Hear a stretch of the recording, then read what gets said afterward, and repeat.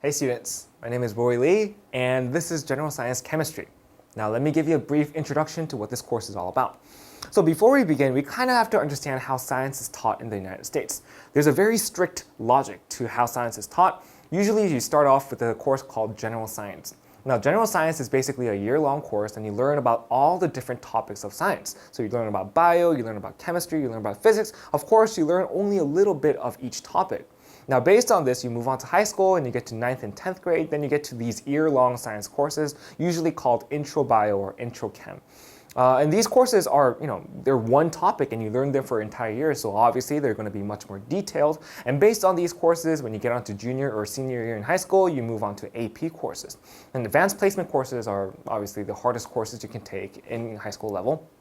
And they're right at the level of introductory college materials. So they're very, very advanced. So you take AP Bio or AP Chem, and then you move on to college, and hopefully you major in some sort of science field when you get to college.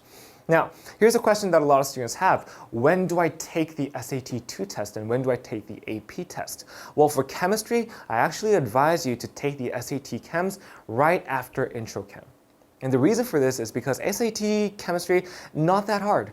So if you got a really good grade in Intro Chem, and let's say you got a letter of recommendation from your teacher, you get placed in an AP Chem test or whatever, so you get a really, really good grade, then you take a couple of practice tests online, and you're pretty much ready for the test. So you take the test once, and of course, the advantage of taking the SATs is that you can take them multiple times, right? So if you're not happy with your grade, you can, repeat the test. So that's no problem.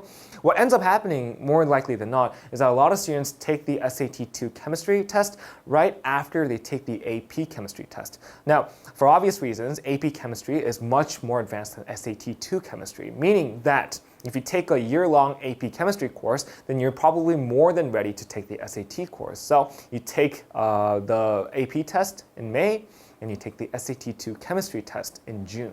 Okay, and that's usually what most students do.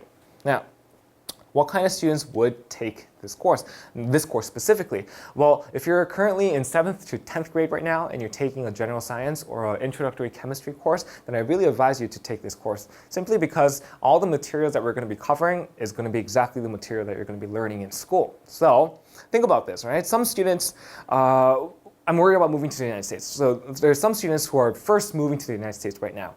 And these are students that don't speak a word of English, and they're worried that they have to take a science course at school. Not only do they suck in science, they also suck in English, right? So you have two problems at hand right now. For you, I actually recommend this course simply because I teach in 2 different languages. So I teach in both Korean and English, so you can choose which language you prefer. If you just want to focus on the science aspect, you want to learn about chemistry, then you take the Korean course. And later on, when you want to apply the same knowledge and you just want to hear it in the English version, then you take the English lecture as well. So you have 2 different options. You can choose whatever you want. Number 2, I'm completely lost. So there are some students that are totally lost right now. And these are students that are currently taking general science or intro chemistry courses. It's okay. It's okay. Take this course with me because we're going to be covering the same materials that you're covering in school. So this will be additional help, and hopefully you'll get a better grade in your school. So if you're struggling in school, take this course. Number 3, I want to start from the very beginning. And these are very peculiar students. These are students that want to take the SAT 2 chemistry test in the near future. So they sit down, they're like, okay, I'm going to study for the SAT 2 chemistry. And they take an SAT 2 chemistry class.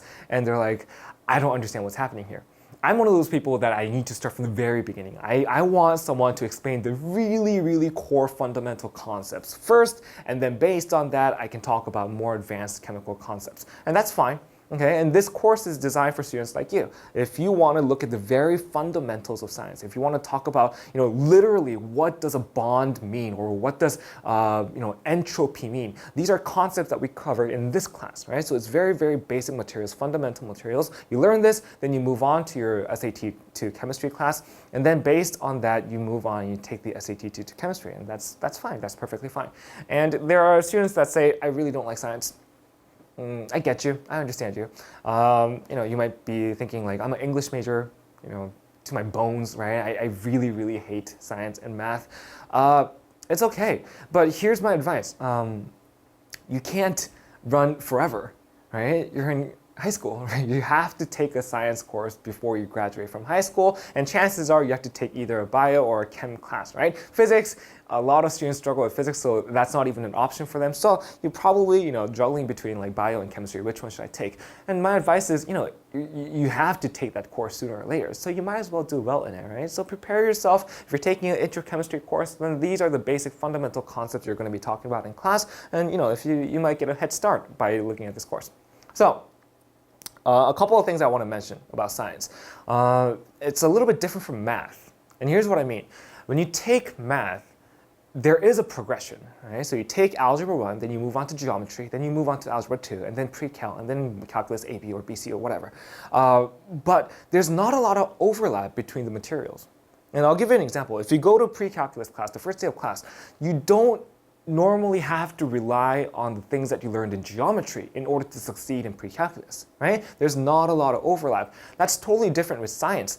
In science, there's huge overlaps. The same core fundamental concepts just come up again and again and again. And each time it comes up, it's just more layers, more details added to these core concepts. For example, these are the themes that we talk about in this class, right? We talk about atomic structure, we talk about the periodic table, intermolecular bonds, solutions, acid-base redox reactions, ideal gas law, thermodynamics, and VSEPR, right? These are core concepts that I cover in this class. And look at the SAT-2 test, okay? This is the SAT-2 chemistry, and these are the topics that come up. Look at it, right? Structure of matter, atomic structure, molecular structure, bonding, gases, solution, acid-base, redox reactions, mole, chemical equations. Again, the same things come up on the SAT-2 chemistry as they do in general science. So these are not concepts that you learn and then you forget immediately the next day, right? That's not what's happening here. You're basically building a foundation. Once you learn these core concepts, you just add more details to them, and eventually that becomes SAT-2, and then that becomes AP. Make sense? So what can you expect after taking this class? Well, first of all, better explanations than your science teachers. I've met a lot of students, and the chief complaint for most students is this. They go to school, they go to a science class, and they feel like they don't learn anything. And that's a big problem, right? And I've thought about this a lot, and it basically boils down to two main points. First, the teacher might not be a good teacher. For example, he or she might be really, really boring. He or she might talk and just, explain things in a weird way that you don't really get, and you end up looking out the window all the time, and you don't feel like you're really engaged in the material. That's fine. That's a reasonable complaint that you might have. So take this course with me. I'll at least be a little bit more engaging than your science teacher, so you'll be able to, absorb materials a lot more easier. The bigger problem is this, and this is actually more common. A lot of students come to me and say, at my school, my science teacher basically gives us packets. Right? He or she hands out packets of solutions, and we end up spending like an hour solving packets, and we hand it in, and that's our grade. And I feel like I'm not learning anything from the teacher. I feel like I go home, I study the textbook, I read the textbook by myself, and I'm basically teaching myself. The teacher doesn't do anything. And that's a really big problem. If you have that problem, take this course, right? I'll be teaching you material, right? We'll talk about different things. I'll try to answer all the questions that you might have. And if you do have questions, then use the bulletin board, ask me a question, write me an email, and I'll respond. So if there are things that you want to be taught instead of you just simply reading it by yourself, then yeah, take this course and it will really help you. Another thing you can guarantee is A+ or A grade in the general science chemistry. So as I explained before, general science, it's a year-long course and you cover major scientific topics. For example, you talk about chemistry, you talk about bio, you talk about physics. At least for the chemistry section, if you're taking general science chemistry, this course with me, then I can guarantee you an A+ or A grade with that section. Okay? And general science, the video series that I'm making there's a lot more parts to it. There's a bio part, there's the physics part, there's also a lab section to this entire series of general science. So if you take all the courses with me, then yeah, A+ or A grade in your general science course. That's easy. Okay? I can guarantee you that.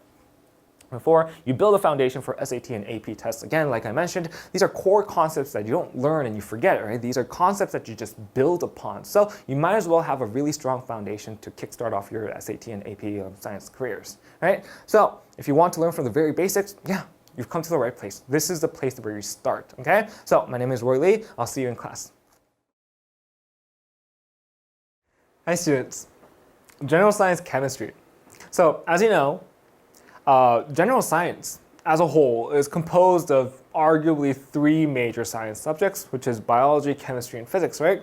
So I've created a 4-part lecture for general science. So bio, chem, physics, and lab, which a lot of students struggle with. In this section, we're going to be talking about chemistry. Here's the thing about chemistry classes. All chemistry classes are basically the same in the sense that they all begin at the same spot. So regardless of what chemistry class you take, like even in college, most professors and teachers begin with something like units of measurement, probably. Like they tell you about kilograms and grams and the relationship between them, and meters and kilometers and the relationship between those. And like standard units, blah, blah, blah. I'm gonna skip that. And here's why. It's not because I'm lazy, okay? It's not because I don't wanna do it. I can, but there's no point in this, right? There's no point in me telling you about units of measurement because you can do that, right? It's not hard materials. You just look at the book and you say, okay, a kilo basically means 1,000. So, a kilometer is like 1 meter times 1,000, right? It's just, there's no use in me explaining it. And why are you listening to this lecture? Well, it's because you want to save time, right? Or you want to just hear somebody else teach the same material in a different way, and hopefully you can understand it better than compared to your school teacher. So I'm not going to be talking about units of measurement. Instead, I'm going to start talking about matter. Okay? And you have to start at matter when you're talking about chemistry, because matter basically is a word that you use to describe everything. Like whatever it is that exists in this universe is made up of matter. And what is matter? Well, it's like something, right? Something is in everything. And that's why everything is. And I know I sound like a quack right now. Listen, you'll understand what I mean. But for now, this is the first class. We're going to jump straight into matter. And before we do that, let's talk a little bit about what we're studying here. What is chemistry? And then we'll jump on to chemical properties and physical properties, etc. So, chemistry, what is it? Chemistry is basically a way to answer the questions that you always had. Okay? And here's what I mean, okay? I have taught a lot of students before, and I usually do this exercise where I ask the students, and I'm going to ask you the same thing. If you had a superpower, what would it be? If you had any kind of superpower, what would you have? What would you choose? And I'm going to be honest with you. A lot of the answers, they overlap. They're the same answers over and over again. Common answer, number one, I wish I had the power to teleport somewhere, right? Or a common answer number two, I wish I had the power to stop time. Is a very, very common answer, right? And those two are basically the same thing. Another type of answer could be, I wish I had the power to fly, the power of levitation. Or, the power to read minds, for those of you who are a little bit on the perverted side. Like, I wish I could know everything that everybody was thinking of, and I wish I had that power. There's an answer to this question. There's a correct answer to this question. I'm going to tell you what it is, okay? Let me break it down for you, right? Some common answers that people have, right? Oh, I wish I could teleport. Or, I wish I could stop time. I say these are basically the same thing because, think about it, right? What is teleportation, right? And I know, listen, I know this is a rhetorical question, and I know this is really stupid. This is probably not what you're expecting when you're thinking of chemistry. But, just entertain me for like 5 minutes, all right? Let's just have a normal conversation for 5 minutes, okay? About superpowers, okay? So, the power of teleportation, right? Basically, I think of somewhere, and probably like someone who watched a lot of Dragon Ball Z when they grew up, and I teleport somewhere else, right? And people are like, whoa, where did you come from? And you're like, oh, I teleported from Earth, right? That's what you want. That's basically the same thing as stopping time, right? Here's what I mean, right? When you're stopping time, assuming that you stop time for everybody except you, right? That's the key thing, right? So you're like stop, and everybody freezes, right? The time stops, and you have the freedom of movement. So you just walk around somewhere, and you say, go, and then everybody goes back to their normal positions, and you're like, oh, I can stop time, right? That's what you mean. Well, it's the same thing, right? That's basically teleportation. If you stop time and you move somewhere else, then you say go, and you resume time, then to an outside observer, basically what you've done is you've teleported, right? So it's basically the same thing, space-time. And you can never, teleport somewhere, and you can never, stop time. That's just impossible. And you know why? It's because Einstein says so. Einstein, in his famous equation, E equals mc squared. You've all heard of this equation before, right? What does that equation tell us?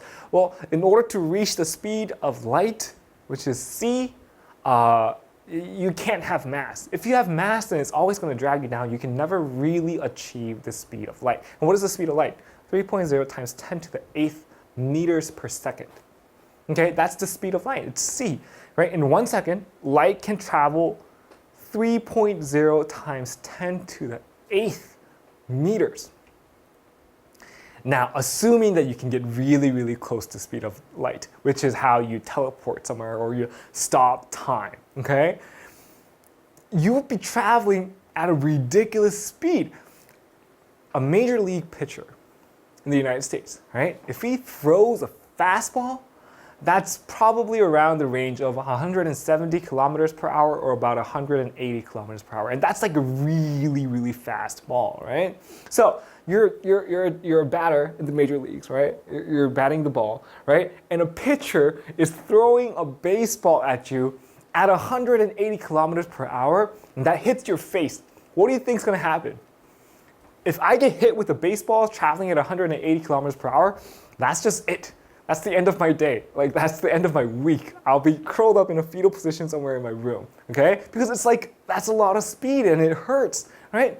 If you calculate 180 kilometers per hour into seconds, meters per second, then it gets somewhere around like 50 meters per second, okay? That ball is traveling at 50 meters per second. Light travels at 3.0 times 10 to the 8th meters per second. 10 to the 8th meters per second. Meaning that if you're traveling at the speed of light and you happen to, I don't know, bump into someone while you were traveling through this stoppage of time, like if I bump into someone, right? I bump my arms against some stranger. Not only does my arm fly off, my entire body disintegrates. Because I'm traveling at 3.0 times 10 to the 8th meters per second, right? Compared to a baseball, that's like a ridiculously high velocity. So, long story short, teleportation and stopping time can't work, never will. Even if it does, it has really, really bad consequences, and you'll probably die as a result. So, okay, that's impossible. Number two, I want to fly. The power of levitation. Listen, all right, get on a plane. Okay, that's just stupid. Are you gonna constantly wearing a winter coat because it's really, really cold up there, right? If you're flying and you're constantly freezing, what good is that? Just get on a plane, all right? That's a stupid, stupid answer. There is a correct answer. The correct answer for this, for the superpower, is the ability to pass through walls. All right, that's my answer.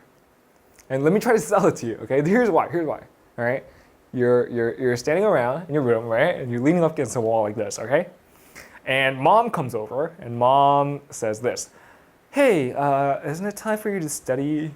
Now you're a junior in high school, and it's really important, and you have to get to college, and you have to get a good grade. Hey, did you hear that Emily next door, she got a really good grade, and blah, blah, blah, blah, blah, right? Now she starts nagging you. What do? You slowly pass through the wall, right? You get to the other side, and mom's suddenly talking to the wall. How awesome is that power?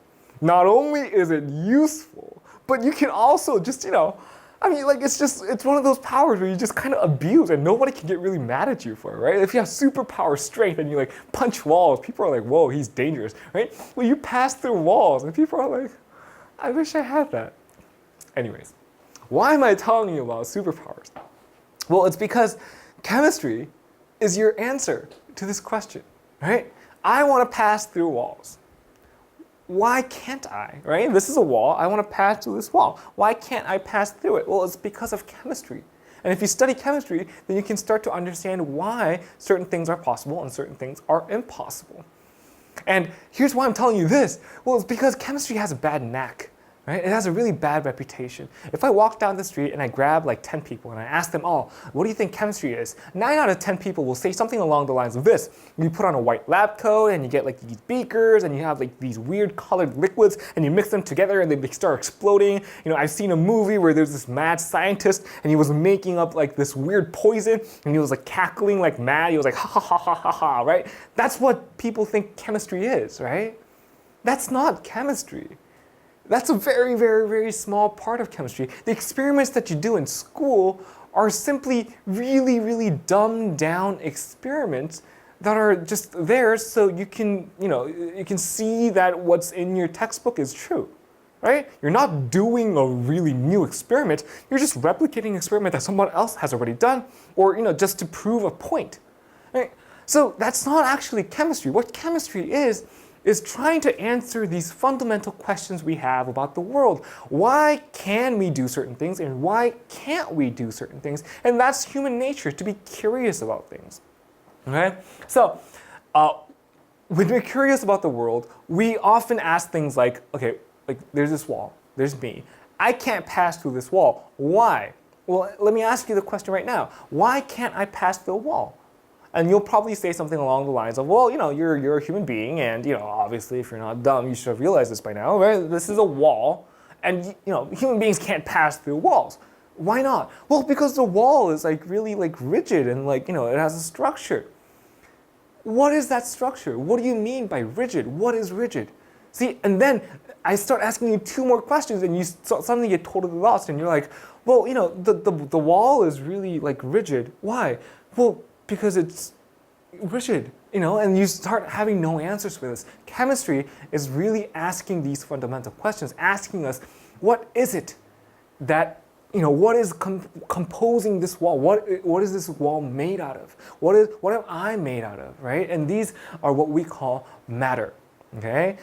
Matter makes up everything in the universe. Everything that you can see and everything that you can't see as well is made up of matter, right?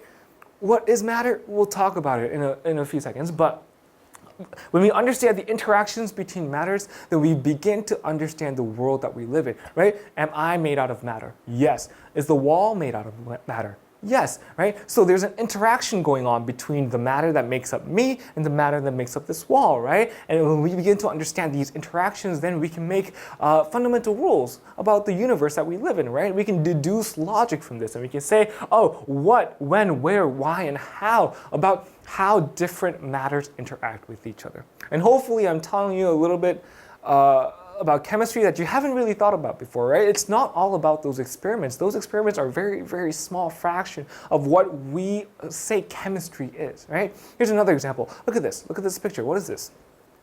It's a bicycle, yes, right? Is there anything unique about this bicycle? It has a lot of rust in it, right? And here's my question. What is rust? And again, this one simple question, a lot of people get totally lost on. They say, well, rust is rust.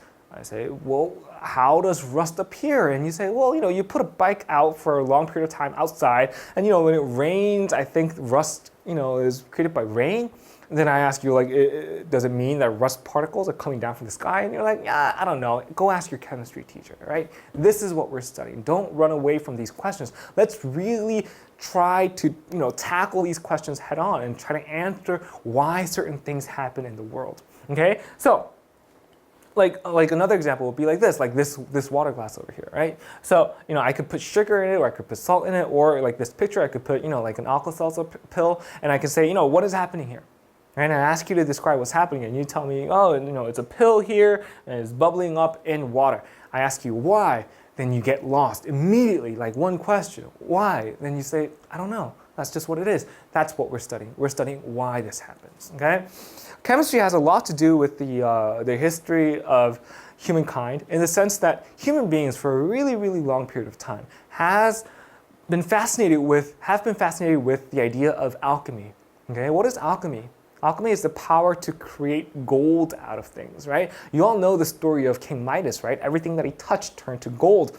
Well, that's not just like a story that people told each other. People actively tried to pursue it. It was a superpower that these people really wanted. Why? Well, because if you can create gold, then that means you're rich, right? Gold was always the unit of is the currency of wealth, right? So people were constantly trying to find out ways to create gold out of ordinary substances. And that's called alchemy. Now, we all know that alchemy isn't true, right? It's impossible.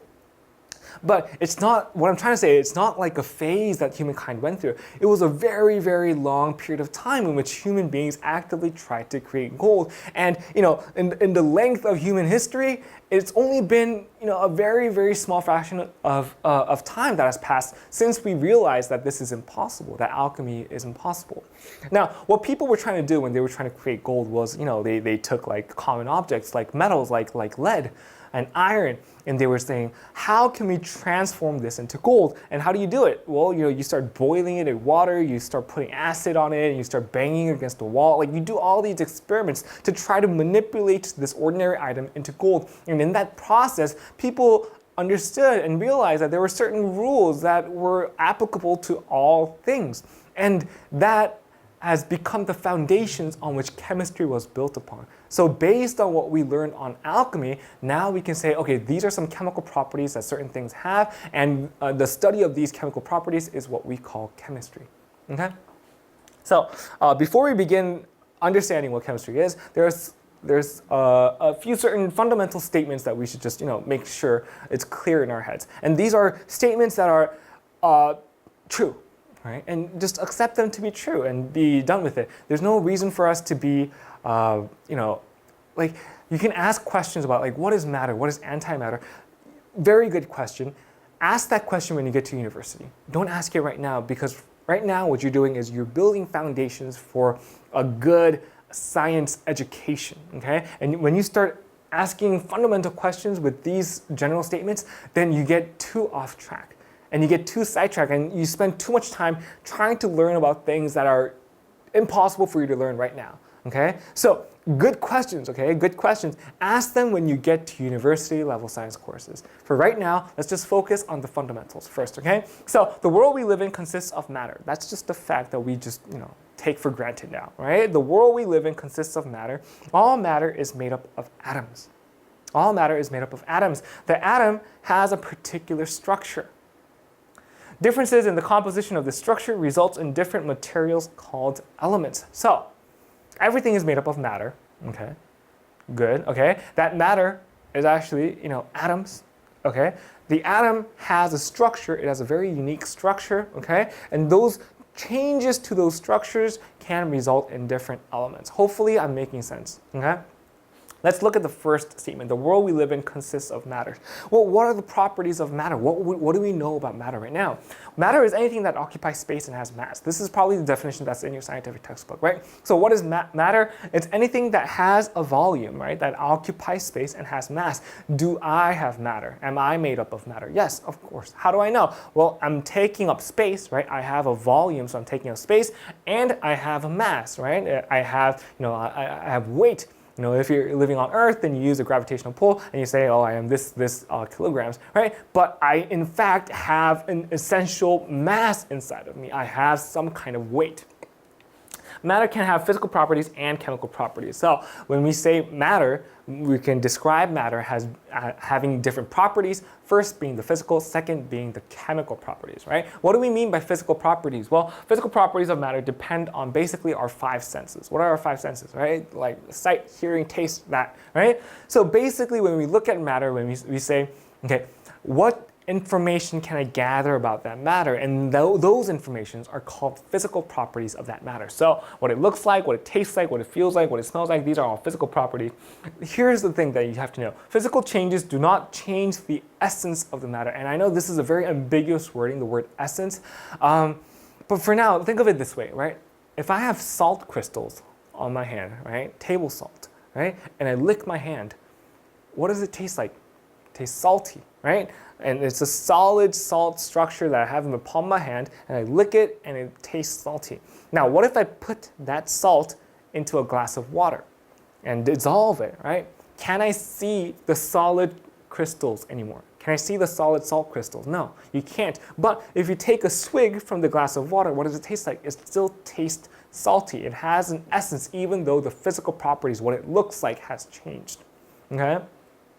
Bear with me for a second. Right? Chemical properties. What do I mean by chemical properties? Chemical properties of matters are based on the interactions with other matter. Okay, so before I was describing this chalk, okay, right? This chalk has a physical property, it's white, it's a solid, and it breaks easily. These are all physical properties. Now, chemical properties have to do with the interactions of two different matters. Chemical changes result in a change in the essence of the matter. I know that I'm talking in really weird terms. I'll give you an example in just a second, right? Just bear with me for a second. Chemical changes result in a change in the essence of the matter. So if there is a chemical property change, then we say that something essential of that thing has changed.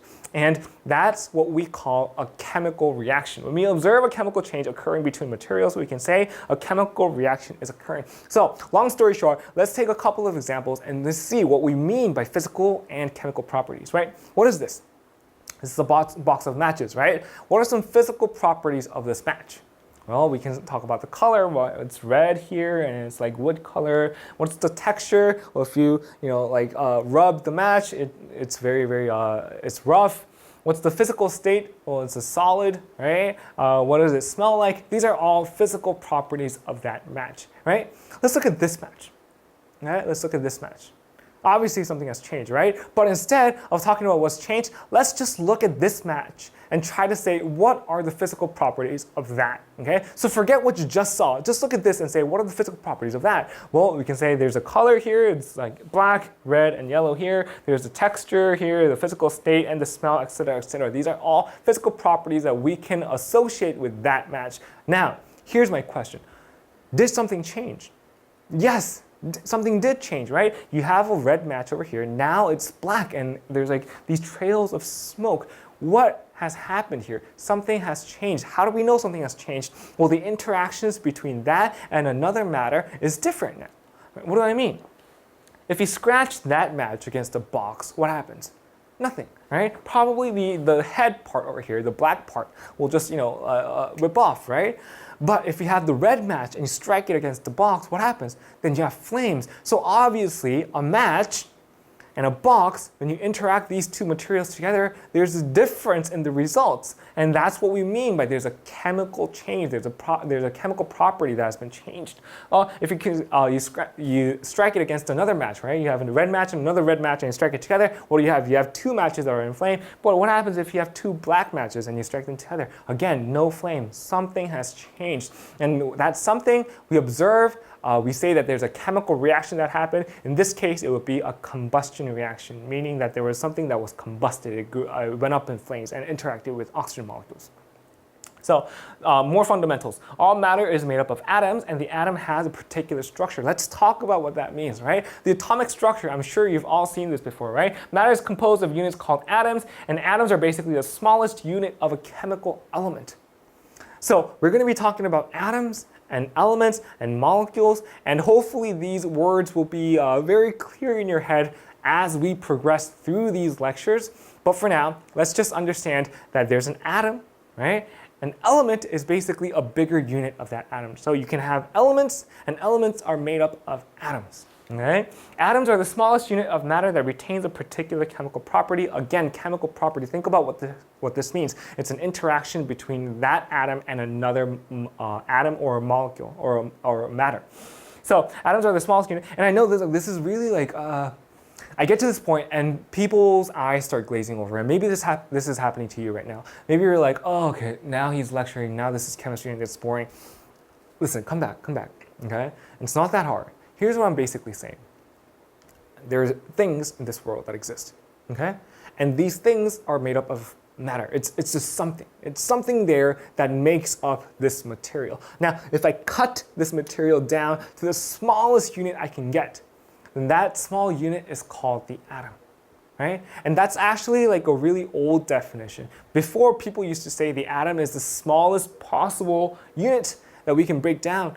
But that's actually not true. We can now break down atoms and we can have subatomic particles, and now we can even break down those subatomic particles and have quarks. But for now, just think that everything that takes up space and has a mass is made up of matter, and if we break down that thing, then you end up with really, really small, tiny units called atoms, okay?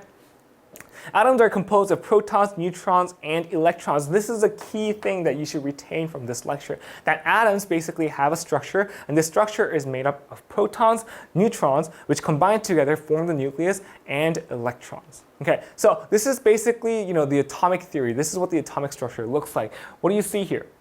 Well, you have protons, right? First of all, you have protons here, and then you have neutrons next to them, and combined together, these form the nucleus, right? And you have electrons that basically are surrounding the nucleus in these circles. This is actually not true. This is an outdated model of the atom. What do I mean by that? Well, before, people used to think that these electrons would orbit around the nucleus in these circular paths, much like how the Earth orbits around the sun. Now we know that's not true. We know that we can never actually place an electron to be at a certain location at a certain time. And it's called the Heisenberg's uncertainty principle. Don't worry too much about it. You'll learn about it when you get to college. But for now, let's just understand that we can never know where an electron is at a given time. That's just impossible. What we can do is we can say the electron is probably here. So we can have these clouds of probabilities that basically tell us, right, we don't know exactly where the electron is, but the electron is somewhere around here at that time. And basically these are just clouds, and like these spheres that surround the nucleus, and the electron can zip around anywhere inside of this cloud of probability. Okay? So this is, again, another really outdated picture, but this is just to show you the basics of it, okay? This is what a basic atom would look like. You have the protons and neutrons combined together, they form the nucleus, and you have electrons that are not part of the nucleus that basically surround the nucleus and orbit at a certain, at a given path. So next time, what are we going to be talking about? We're going to be talking about a little bit more about the atomic structure. We're going to be talking about protons, electrons, and neutrons. And later on, hopefully, we'll talk about elements as well, which is probably going to be the third class. So I'll see you then.